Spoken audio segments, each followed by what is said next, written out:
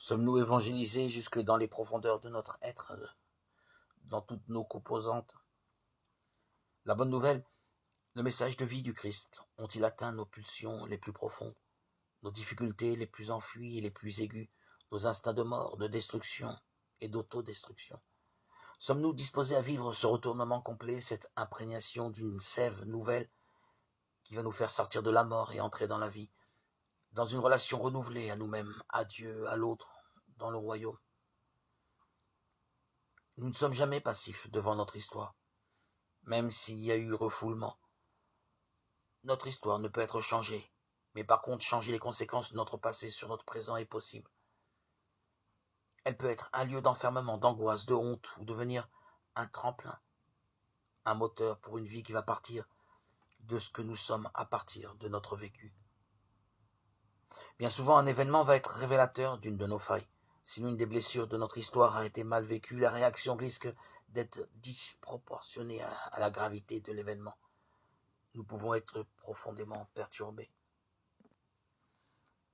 Colère qui gronde ou explose, haine tenace, sentiment d'angoisse, de jalousie, de peur, blocage face à l'autre, impression de ne pouvoir en sortir, d'être lié.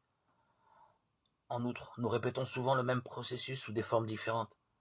En fait, nous reproduisons notre mal pour trouver une issue autre que celle déjà vécue. Mais comme nous n'avons pas conscience du but recherché, nous tournons en rond. Notre liberté peut être aliénée, notre identité abîmée ou en friche, notre affectivité exagérément dépendante de l'autre. Notre personnalité peut être encore soumise à l'emprise de l'autre, mélangée à lui, incapable de recevoir l'amour de Dieu, de vivre un amour vrai. Dans ces états sont autant d'informations qui constituent les signaux d'alarme et révèlent que nous ne sommes pas réellement évangélisés dans nos profondeurs.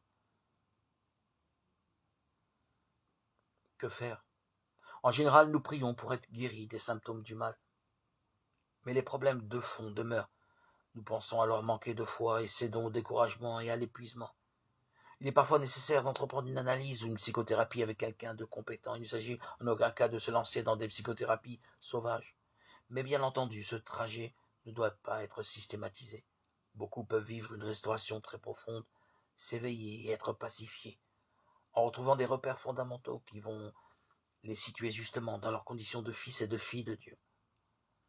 En entrant dans une réelle compréhension de la parole de Dieu, des grandes lois de vie en prenant soin de nos trois comportements, le corps, l'âme ou la psyché, c'est-à-dire les sentiments, les émotions, les affects, l'esprit ou le cœur profond, et en les remettant en ordre, en permettant à l'esprit de les vivifier en Christ, de les habiter, en ouvrant à la lumière de Dieu l'intégralité de notre histoire, nous sortirons du morcellement intérieur et notre vie retrouvera un sens.